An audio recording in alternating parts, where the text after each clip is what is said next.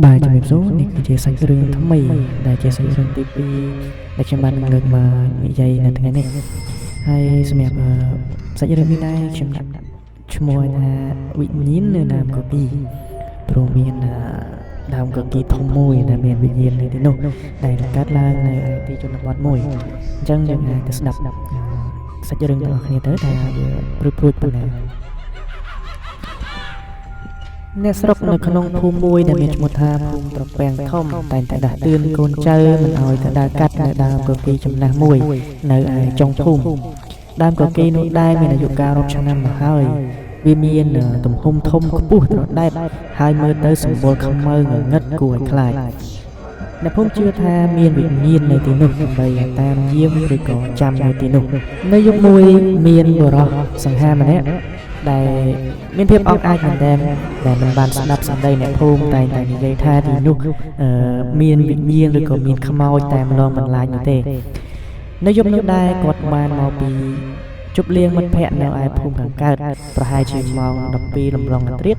ផ្លូវនោះក៏មានសភាពស្ងាត់ស្រងំមានតែពន្លឺព្រះច័ន្ទរាងស្រាលៗប៉ុណ្ណោះពេលដែលកាត់ដើមកគី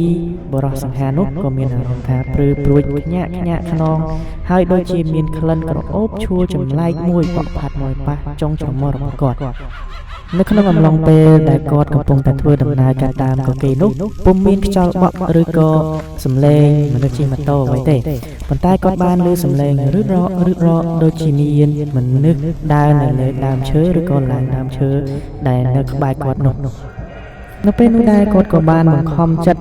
ដើរឲ្យលឿនប៉ុន្តែរំពេចនោះគាត់ក៏បានឮសំឡេងនារីម្នាក់សើចកឹកក្អឹកហាក់ដូចជាកំពុងលេងសើចនឹងគាត់សំឡេងនោះលាន់ចេញពីចន្លោះមែកឈើដ៏ក្រាស់នៅពេលដែលគាត់បានងាកទៅលើនៅពេលនោះដែរអាកាសធាតុរៀងចុះអាប់មានពណ៌ខៀវស្រាលគាត់បានឃើញស្រមោលនារីម្នាក់រាងស្ដើងស្អាតអង្គុយនៅលើមែកកុកគីខ្ពស់បំផុត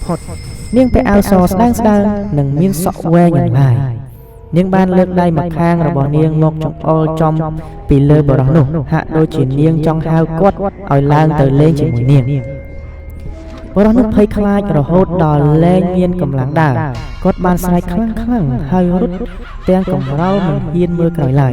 រហូតដល់ទ្វារមុខផ្ទះរបស់គាត់លុះមកដល់ព្រឹកឡើងគាត់បានដឹងខ្លួននៅមុខផ្ទះរបស់គាត់ហើយមានអ្នកស្រុករោមមើលយ៉ាងច្រើន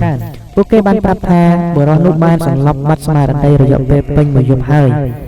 នៅក្បែររបស់គាត់មានផ្កាចំបៃសមួយតងដែលអ្នកភូមិដឹងច្បាស់ថានៅក្នុងស្រុកនេះគ្មាននរណាដាំផ្កាចំបៃនោះទេលើកលែងតែនៅក្រោមដើមកគីប៉ុណ្ណោះតែបងប្អូនយល់យ៉ាងម៉េចដែរសម្រាប់សាច់រឿងមួយនេះខ្ញុំបាទគិតថាវាជាសាច់រឿងមួយដែលតែងតែកើតមាននៅខាងជនបទជាពិសេសទៅលើដើមឈើដែលធំដើមឈើចាស់បុរាណតែងតែមានអ្នកថែរក្សាឬក៏អ្នកចាំនៅទីនោះហើយអញ្ចឹងសារដាស់តឿននេះគួរតែបងប្អូនប្រុងប្រយ័ត្ននៅពេលយប់កុំសូវដើរចេញពេលយប់ជ្រៅពេកចូលផ្ទះឲ្យបានលឿនជាងនេះអញ្ចឹងអេពីសូតទី2ថ្ងៃនេះមានតែប៉ុណ្ណឹងសូមអរគុណជម្រាបលា